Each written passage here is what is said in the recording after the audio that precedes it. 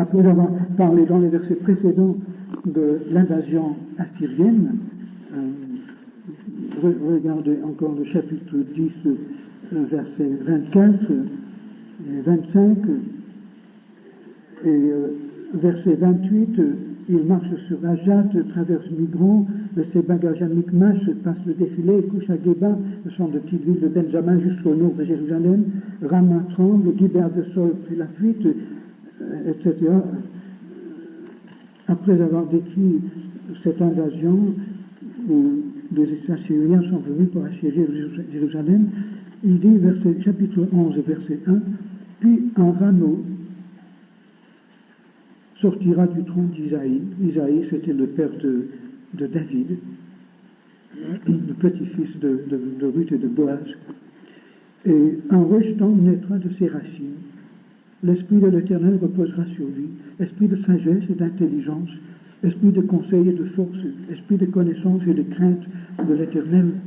Il respirera la crainte de l'Éternel, il ne jugera point sur l'apparence, il ne prononcera point sur un oui-dire, mais il jugera les pauvres avec équité, il prononcera des toitures sur les malheureux de la terre. Il frappera la terre de sa parole comme d'une verge, et du souffle de ses lèvres, il fera mourir le méchant. La justice sera la ceinture de ses flancs, et la fidélité la ceinture de ses reins.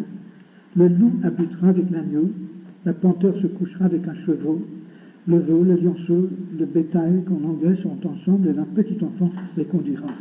La vache et l'ours seront à même pâturage, leurs petits à même gîte, et le lion comme le bœuf mangera de la paille. Le nourrisson se battra sur l'antre de la vipère, et l'enfant sevré mettra sa main dans la caverne du basilic. Il ne se fera ni tort ni dommage sur toute ma montagne sainte, car la terre sera remplie de la connaissance de l'Éternel, comme le fond de la mer par les eaux qui le couvrent. Et en ce jour, le rejeton d'Isaïe sera là comme une bannière pour les peuples. Les nations se tourneront vers lui, et la gloire sera sa demeure. Et dans ce même temps, le Seigneur étendra une seconde fois sa main pour racheter le reste de son peuple dispersé en Assyrie et en Égypte, à Patros et en Éthiopie, à Élam, à Shinéa et à Hamath et dans les îles de la mer. Il élèvera une bannière pour les nations, il rassemblera les exilés d'Israël, il recueillera les dispersés de Juda des quatre extrémités de la terre. Et la jalousie d'Éphraïm disparaîtra. Il y a d'autres prophéties très intéressantes qui suivent. Je ne m'arrêterai pas maintenant pour les voir. Voilà, donc Ésaïe prédit l'invasion assyrienne, mais il voit beaucoup plus loin, il voit l'avènement de Christ, il voit le royaume de Dieu, il voit le moment où le loup habitera avec la sagesse, le moment où les hommes forgeront de leurs épées des royaux et des serpes, et où la connaissance de la gloire de l'Éternel couvrira le fond de la mer, couvrira la terre comme les eaux couvrent le fond de la mer, et les nations se tourneront vers lui. C'est merveilleux.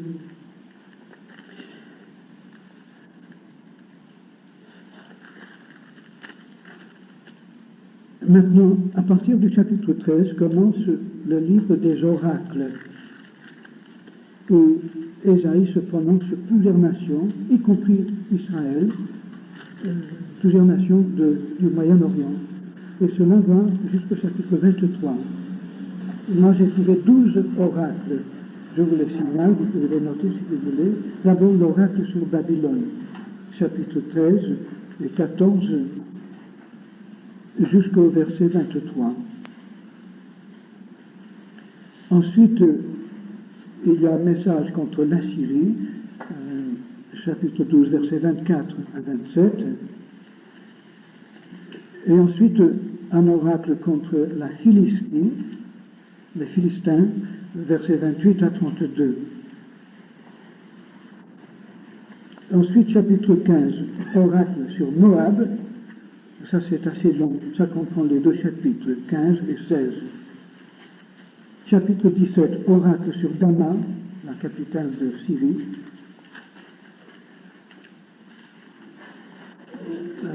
Chapitre 18, c'est encore un oracle. Ce n'est pas appelé oracle, mais voyons. Dommage que je n'ai pas eu le temps de revoir toutes mes études avant de venir ici.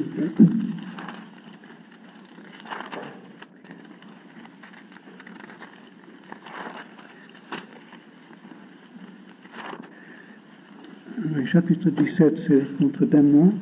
Chapitre 18, ce n'est pas nommé, mais il est parlé du Soudan. Au-delà des fleuves de l'Éthiopie, Éthiopie c'est Cush en hébreu, et il me semble que ça s'applique au Soudan. La description du pays lui-même correspond exactement à la haute vallée du Nil. Et chapitre 19, septième oracle sur l'Égypte. Chapitre 20, toujours contre l'Égypte. Huitième oracle, chapitre 21, contre Babylone. Chapitre 21, verset 11, oracle sur Duma, c'est contre Édom. Verset 11 à 12. Et puis verset 13, dixième oracle sur l'Arabie. Chapitre 22, oracle sur la vallée des visions. Ça, c'est un peu obscur, mais je ne commente pas maintenant. Et puis chapitre 23, oracle contre Tyr. Voilà, alors Ésaïe fait un tour d'horizon, tous les différents pays, depuis l'Égypte jusqu'à la Syrie, et même jusqu'à Babylone. Il fait un tour d'horizon et il se prononce au nom de l'Éternel contre tous ces différents pays. Maintenant, du chapitre 24 à 27, nous avons une nouvelle section du livre d'Ésaïe. Ça fait un petit livre à part que les commentateurs appellent souvent le petit apocalypse d'Ésaïe. Ce n'est pas daté, et c'est dans l'ensemble eschatologique. Ça semble traiter surtout la fin des temps et jusqu'à l'avènement de Christ. J'aimerais commenter ça un peu plus longuement une fois cette semaine. C'est très intéressant. Il y a des prophéties remarquables dans ces chapitres, dans cet apocalypse.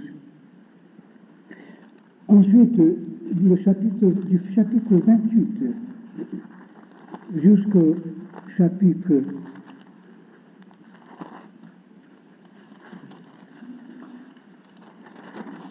35, c'est le livre des 6 malheurs. Il y a 6 passages qui commencent par le mot malheur.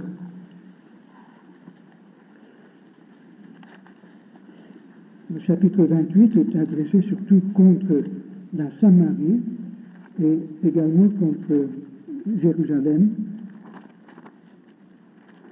Le chapitre 29 est carrément contre Jérusalem.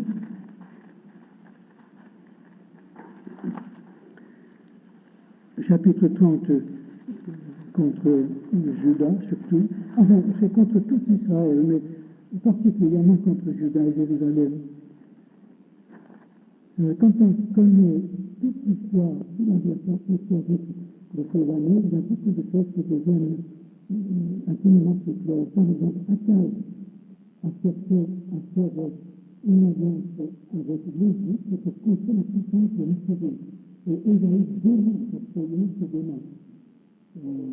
Dieu avait absolument décidé à son peuple de revenir en Égypte et d'avoir un peuple avec la puissance de l'Égypte. Il fallait qu'Israël contre les Judas contre ce Dieu seul, et qu'on ne cherche pas dans le monde en fait contre l'ennemi. Maintenant, dans ce livre des 6 malheurs, il y a aussi des passages messianiques remarquables. Et ça vaudra la peine de nous attarder dessus un de ces jours. Je ne le ferai pas maintenant, je continue à vous donner un peu de schéma. Et puis les chapitres 36 à 39 sont de l'historique. C'est pratiquement identique au passage parallèle dans le premier livre des rois. Non, pardon, le deuxième livre des rois. Et c'est la raison pour laquelle je pense que c'est Ésaïe qui a écrit justement cette partie du livre des rois. Il nous est pas facile de nous prononcer de façon dogmatique sur l'origine de certains livres de la Bible, mais les conclusions auxquelles j'ai été amené par beaucoup d'études parallèles à la Bible, et surtout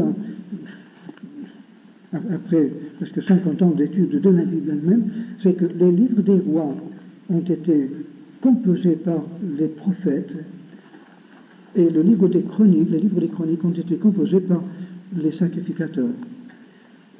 Donc, les sacrificateurs et les Lévites qui avaient la charge du tabernacle, et c'est Moïse surtout qui a organisé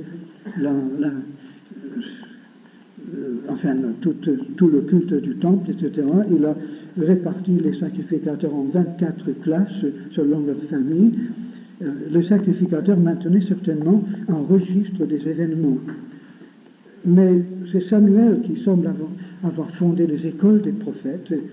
Les prophètes n'étaient pas lévites, n'étaient pas de la tribu de Lévi, n'étaient pas descendus d'Aaron, n'étaient pas sacrificateurs. Enfin, pour la plupart, ils ne l'étaient pas. Ils étaient de n'importe quelle tribu. Et Samuel a recruté des jeunes gens, comme vous, qu'il a groupés en collège, ils vivaient en communauté. Nous voyons dans l'histoire d'Élisée, par exemple, et d'Élie, qu'il y avait une école des prophètes à Jéricho, il y avait aussi une école des prophètes à Bethel et ailleurs.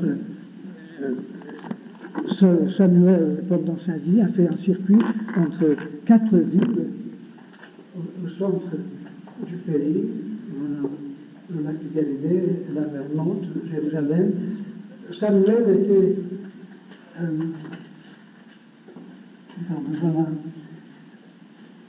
Benjamin, Ephraïm et Manassé. Ephraïm, la ville de Samarie était dans Ephraïm, mais Samuel a vécu la plupart de sa vie dans le centre ici, et il faisait un circuit entre 4 villes, en Ephraïm et Benjamin. Il faisait la navette entre ces 4 villes en enseignant la parole de Dieu. Et c'est là que Saül l'a rencontré, et c'est de là que Dieu l'a envoyé à Bethléem ici pour oindre David pour succéder à Saül. Mais alors, il me semble que l'idée des écoles des prophètes a pris une certaine envergure après l'époque de Samuel, parce qu'il y avait pendant des générations des écoles des prophètes. Et la majorité de ces étudiants dans les écoles des prophètes ne semblent pas avoir eu un ministère du tout remarquable. Les prophètes dont nous parle la Bible, c'était des hommes indépendants, des hommes solitaires, des hommes du désert, des hommes du face-à-face avec Dieu, alors que dans les écoles des prophètes, il me semble que, ils étudiaient la Bible, ils faisaient leur prédication, ils rayonnaient un peu autour, ils maintenaient une certaine routine religieuse, mais autant que je le sache, aucun grand prophète n'est sorti de ces écoles. Mais les écoles étaient comme utiles parce que du fait que même les Lévites à cette époque ne faisaient pas bien leur travail, surtout du temps de Salomon, surtout le temps de Samuel, ils ont quand même maintenu une étude des textes bibliques, de la loi, et ce sont eux qui ont certainement constitué les livres de Samuel, qui ont écrit la plupart de la vie de David, etc. Mais une fois que David avait organisé le culte du temple à Jérusalem et la sacrificature, les sacrificateurs eux-mêmes semblent avoir maintenu des registres parallèles. Alors on trouve quelquefois dans les chroniques et dans les lois des passages parallèles qui sont quelquefois identiques. Mais d'autres fois, il y a des éléments qui sont complètement indépendants. Alors, si vous regardez donc dans le 2e livre des rois,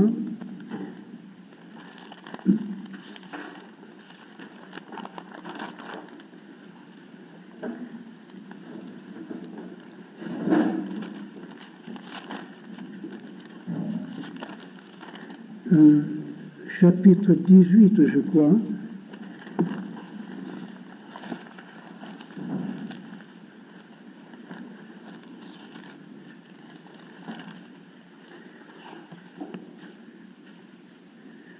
chapitre 18, 19 et 20, nous avons l'histoire du règne d'Ézéchias, et je pense que tout cela nous vient de la main d'Ésaïe, parce que ça correspond de très près à ce qu'Ésaïe lui-même nous dit. Regardez par exemple dans chapitre 19 des Rois, versets 21 à 28, nous avons textuellement la prophétie d'Ésaïe contre le roi d'Assyrie. Et dans Ésaïe 37, versets 21 à 29, c'est exactement identique.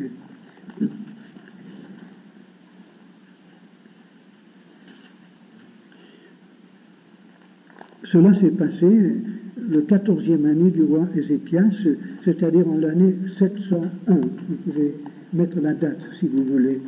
C'est l'invasion de Juda par Sanchérib. Akaz était déjà mort depuis quelque temps, et Juda avait vécu en paix pendant plusieurs années sous le règne d'Ézéchias, appuyé par le prophète Ésaïe. Et maintenant, subitement, un nouveau roi d'Assyrie, Sanchérib, cet homme tellement cruel, est venu envahir le pays avec une vaste armée, et Ézéchias s'est trouvé renfermé dans la ville de Jérusalem, qui était assiégée par les Assyriens, et humainement parlant, il n'y avait aucun espoir. Et Ézéchias envoie un message au prophète Ésaïe. Regardez donc dans le livre d'Ésaïe, chapitre 36, verset 2, Rabshakeh avec une armée puissante arrive devant Jérusalem. Verset 3, verset 4, Rabshakeh. Rabshakeh, c'est un titre, ça veut dire général en langue assyrienne. Donc Rabshakeh dit ainsi parle le grand roi d'Assyrie, quelle est cette confidence sur laquelle tu t'appuies? Il dit un peu plus bas, tu dis que tu t'appuies sur l'Égypte. Eh bien, l'Égypte, c'est comme un roseau cassé. Si un homme se penche dessus, ça lui perce la main. C'est pas la peine de compter sur l'Égypte, il ne t'aidera pas. Et plus tard, il dit, mais si c'est sur l'Éternel, votre Dieu, que vous comptez, eh bien, dites-vous bien qu'Ézéchias a détruit tous les lieux et les autels de ce Dieu dans tout Israël. Et vous croyez que cet Éternel va vous délivrer?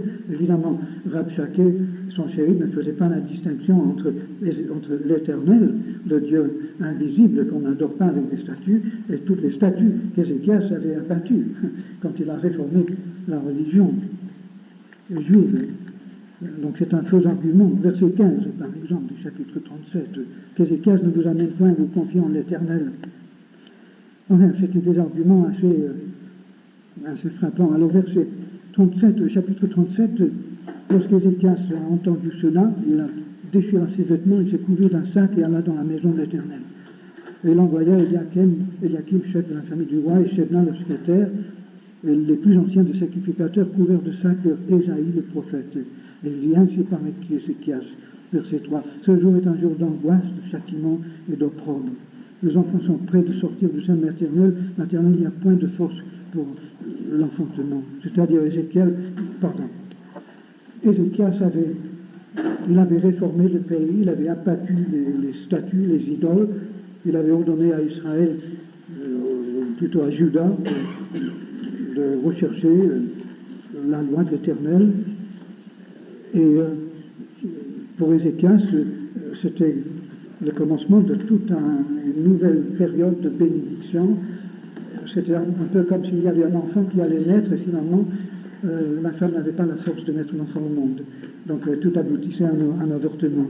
C'est l'image dont Ézéchias se sert. Il dit, mais tout ce qu'on a fait, toutes nos prédications, nos réformes, notre obéissance à la parole de Dieu, ça va vraiment aboutir à un avortement spirituel. Est-ce que finalement, son chéri va nous détruire?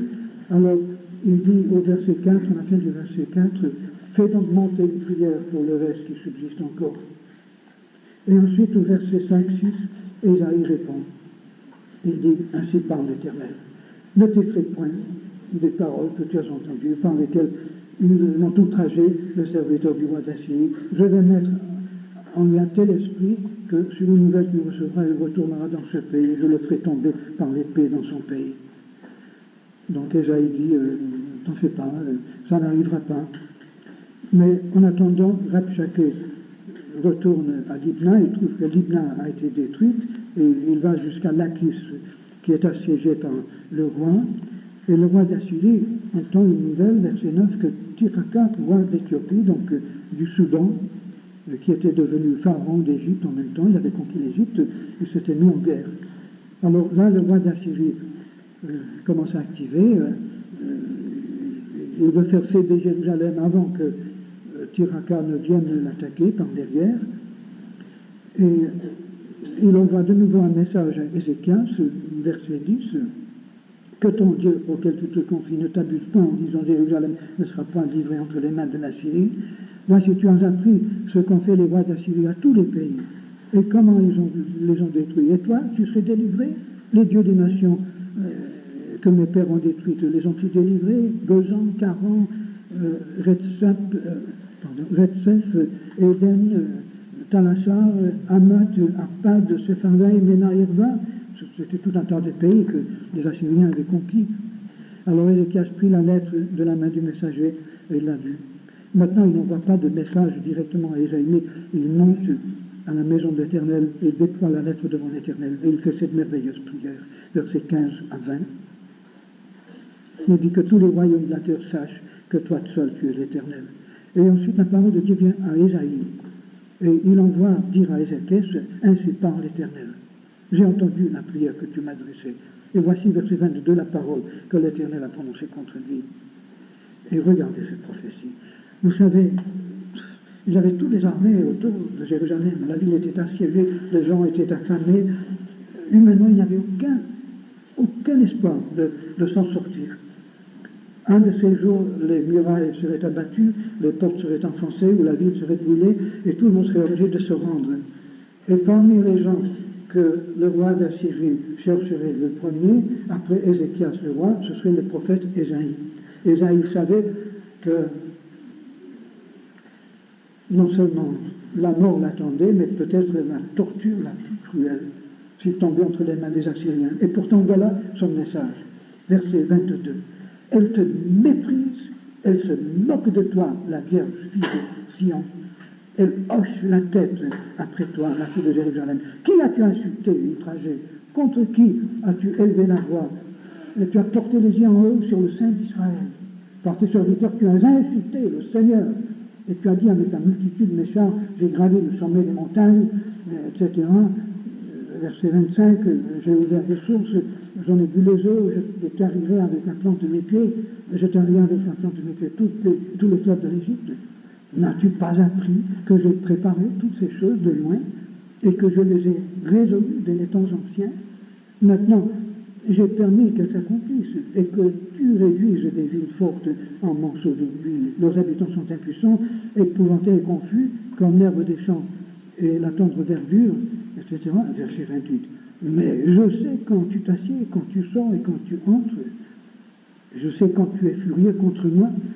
Parce que tu es furieux contre moi et que ton arrogance est montée à mes oreilles, je mettrai ma boucle à tes narines, comme si tu étais une vache ou un bœuf, et mon morse entre tes lèvres, comme un cheval ou un âne, et je te ferai retourner par le chemin par lequel tu es venu. Une prophétie. Et au verset 33, Ésaïe apporte un message particulier à Ézéchias. Il dit, le roi d'Assyrie n'entrera pas dans cette ville, il ne lancera point d'entrée. Verset 34, il s'en retournera par le chemin par lequel il est venu. Verset 35, je protégerai cette ville pour la sauver à cause de moi et à cause de David, mon serviteur. Verset 36, l'ange de l'Éternel sortit et frappa dans le camp des Assyriens 185 000 hommes. Et quand on se leva le matin, voici, c'étaient tous des corps morts. Alors son chéri, roi d'Assyrie, leva son camp, partit et s'en retourna, et il resta à Ninive. Or, comme il était prosterné dans la maison de Nisroch, son dieu, Adramelech et Sharezer, ses fils, le frappèrent avec l'épée et s'enfuirent dans le pays d'Ararat. Des hommes de foi comme Ésaïe nous en faudrait aujourd'hui. Moi, je trouve ça absolument extraordinaire. Une armée de presque 200 000 hommes tués en une seule nuit par une maladie, une peste. en réponse à la prière d'Ézéchias et la prière d'Ésaïe. Là, le livre d'Ésaïe est coupé en deux, mais il y a malheureusement une suite tragique dans les chapitres 38 et 39. Ésaïe envoie à Ézéchias, peu de temps après cela, le message disant que tu vas mourir, mets ta maison en ordre. Ézéchias n'a pas accepté la volonté de Dieu. Il a prié, il a dit, oh Dieu, tu sais, tu vois tout ce que j'ai fait pour toi, etc. Alors Dieu lui envoie un deuxième message par Ésaïe, disant, bon alors, je t'ai écouté, je vais ajouter encore 15 ans à ta vie. Et Ézéchias a vécu encore 15 ans. Et pendant ces 15 ans, il a mis au monde et il l'a associé à sa royauté son fils Manassé, qui a vécu pendant 50 ans après et qui a entraîné Juda dans une apostasie irrévocable. Terrible. Si Ézéchias avait accepté de mourir à ce moment-là, dans ce moment de gloire, toute la postérité aurait dit d'Ézéchias que c'était l'un des hommes de Dieu les plus formidables qui ait jamais vécu. Et malheureusement, il a abîmé son témoignage. Et le résultat, c'est que Juda a été plongé dans une idolâtrie encore plus terrible que jamais auparavant, après la mort d'Ézéchias.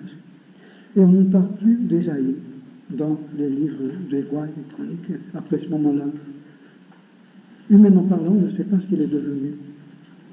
Mais il reste les chapitres 40 à 66 qui portent le nom d'Ésaïe.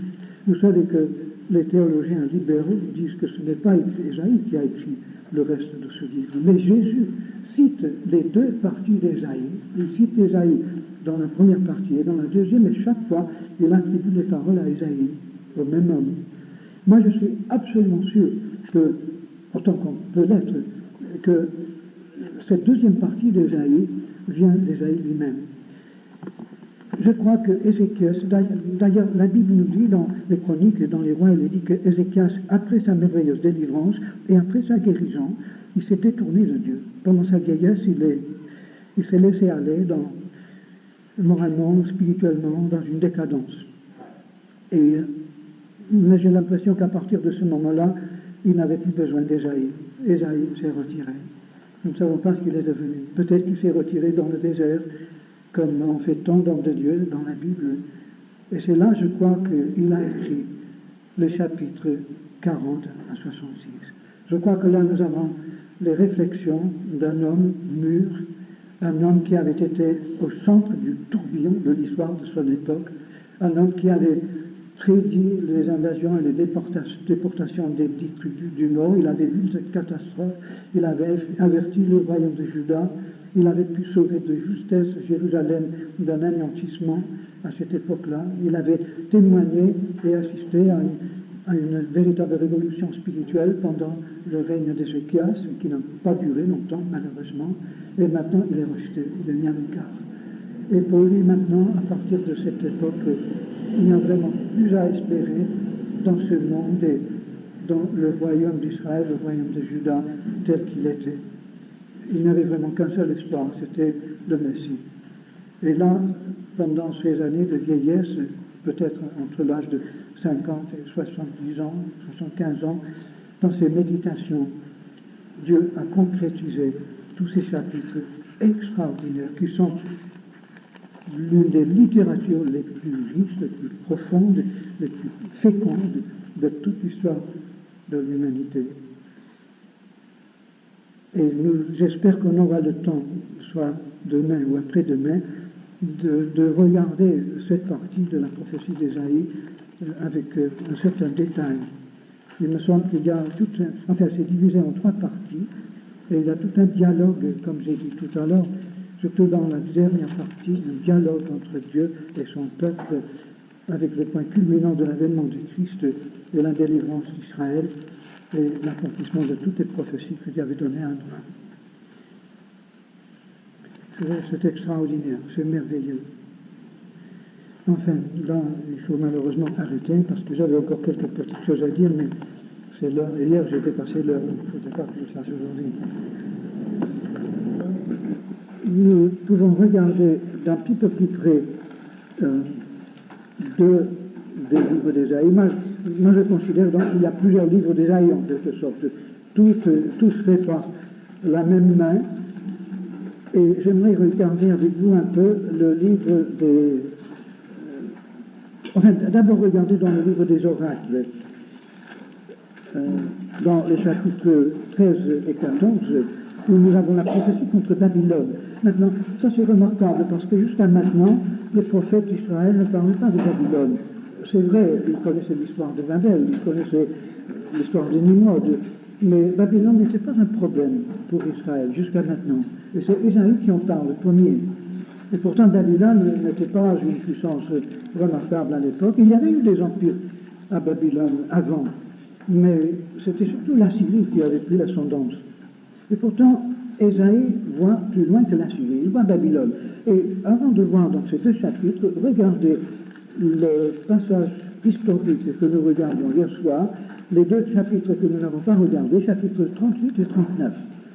Après la maladie et la guérison d'Ézéchias, et après sa merveilleuse victoire spirituelle sur Sanchérib, par l'intercession d'Ésaïe et sa prophétie, nous voyons que dans le chapitre 28, donc Ézéchias est malade, et comme dit le livre des Chroniques, je crois, malheureusement, Ézéchias n'a pas rendu à l'Éternel la gloire, et c'est vrai, il a écrit ce merveilleux psaume à partir du verset 10, mais il s'est détourné de Dieu par la suite.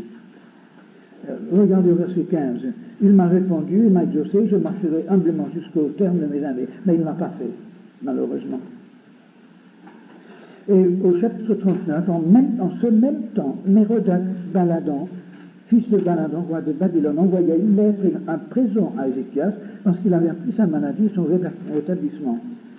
Ézéchias en eut de la joie et il montra aux envoyés le lieu où étaient ces choses de prix, l'argent et l'or, les aromates et l'huile précieuse et tout son arsenal et tout ce qui se trouvait dans ses trésors. Il n'y eut rien qu'Ézéchias ne leur put voir dans sa maison et dans tous ses domaines. Alors, quelle est la signification de ce passage? C'est clair. Voici de nouveau notre Moyen-Orient.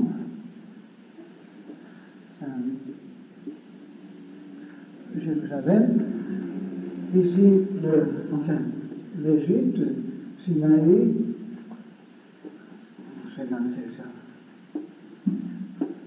Donc, ici, donc, l'Égypte avec le Nil. Ici, le golfe Persique, l'Euphrate et le Tigre. Ici, Ur des Chaldiens. Ici, Babylone. Ici, Ninive.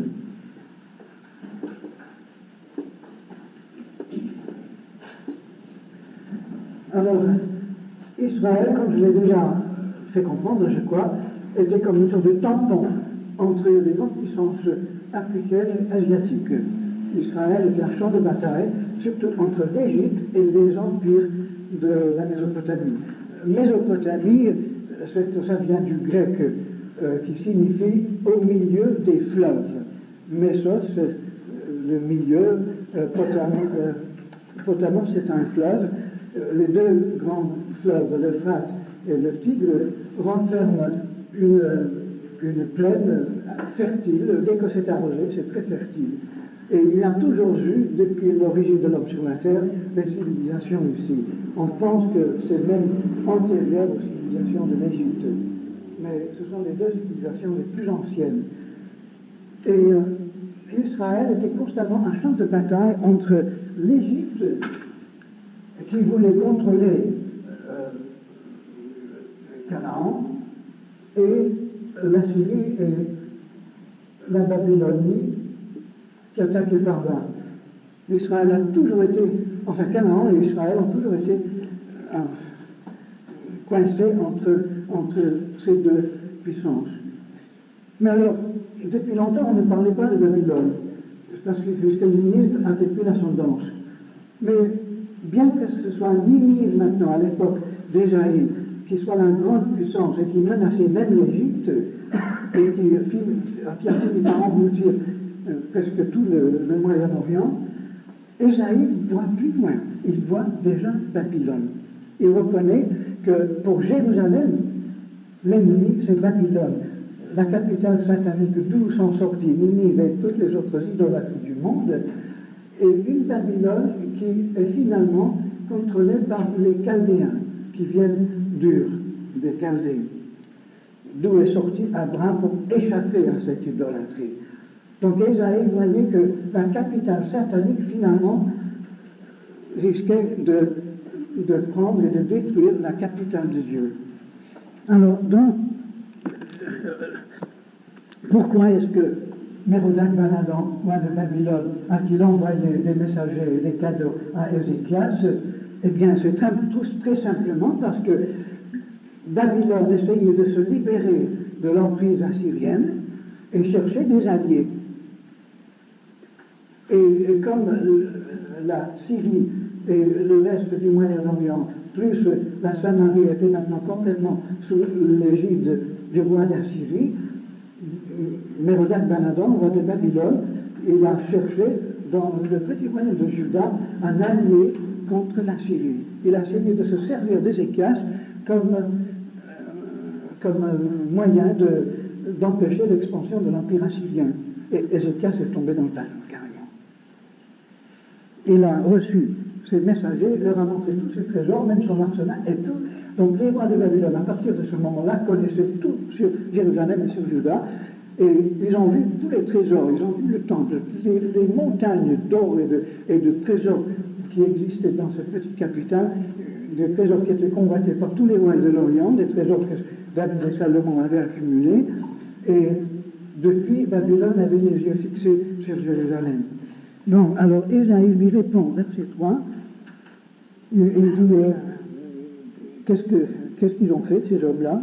Et Ézéchias répond, et Ésaïe dit, au verset 6, écoute la parole de l'Éternel, voici les temps viendront où on emportera à Babylone tout ce qui est dans ta maison et que tes pères ont amassé jusqu'à ce jour, il n'en restera rien. On prendra tes fils qui seront sortis de toi, que tu auras engendrés pour en faire des eunuques dans le palais du roi de Babylone. Une prophétie terrible. Mais Ézéchias répond, la parole de l'Éternel que tu as prononcée est bonne, car, ajoute-t-il, il y aura paix et sécurité dans la vie. Quelle énorme réponse! Au lieu de s'arracher les cheveux, de se déchirer les vêtements, de se couvrir de sacs et de cendres, bien, je dis, bon, c'est bien, puisque moi, de toute façon, je vais mourir en paix. Terrible. Quelle décadence spirituelle après les miracles de courage et de foi dont il avait fait preuve très peu de temps avant, même quelques mois avant, puisque tout cela est arrivé à peu près au même moment. L'invasion par Sanchérib, la destruction de Sanchérib, la maladie d'Ézéchias, et puis l'ambassade envoyée par Babylone, tout cela a eu lieu à peu près à la même époque. Et je ne sais pas si c'est à la même époque que Ézéchias a engendré Manassé, je ne sais pas exactement. C'est assez difficile à déceler exactement. Alors, dans les chapitres 13 et 14, Ésaïe prophétise contre Babylone. Babylone maintenant prend une importance dans le schéma eschatologique d'Israël. Oracle sur Babylone, c'est le premier des 12 oracles. Nous n'allons pas dire tout cela, mais il est parlé d'une invasion de Juda par Babylone. Non plus maintenant par la Syrie, mais par Babylone. Verset 6, verset 4, on entend une rumeur sur les montagnes. On entend un tumulte de royaumes, de nations assemblées.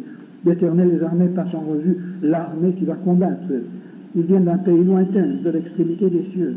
L'Éternel et les instruments de sa colère vont détruire toute la contrée. Gémissez, car le jour de l'Éternel est proche. Il vient comme un ravage du Tout-Puissant. Et c'est pourquoi toutes les mains s'affaiblissent.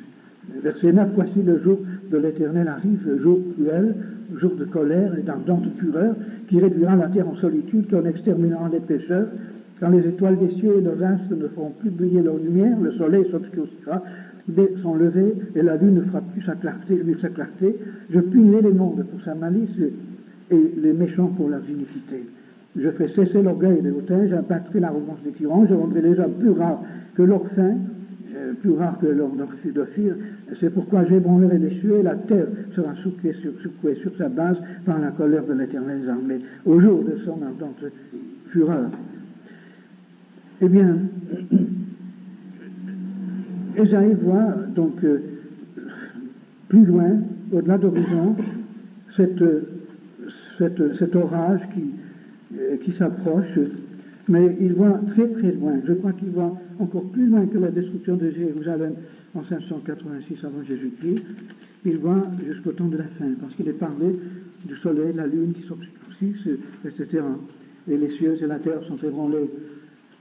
Lorsque les prophètes de l'Ancien Testament voyaient la catastrophe imminente, ils voyaient presque toujours au-delà de cette catastrophe la grande catastrophe des temps de la fin.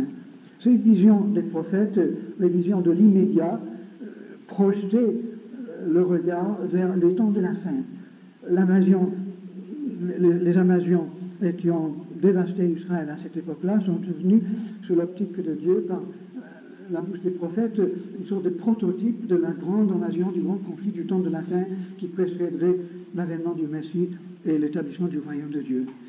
Alors, ici, Ésaïe voit donc l'invasion par Babylone et la destruction de Jérusalem par Babylone comme étant tout au temps de la fin, où même toute la nature sera ébranlée.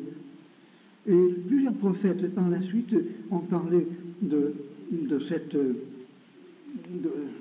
ce jour de l'Éternel. Je ne sais pas si Ésaïe était le premier à utiliser l'expression le jour de l'Éternel.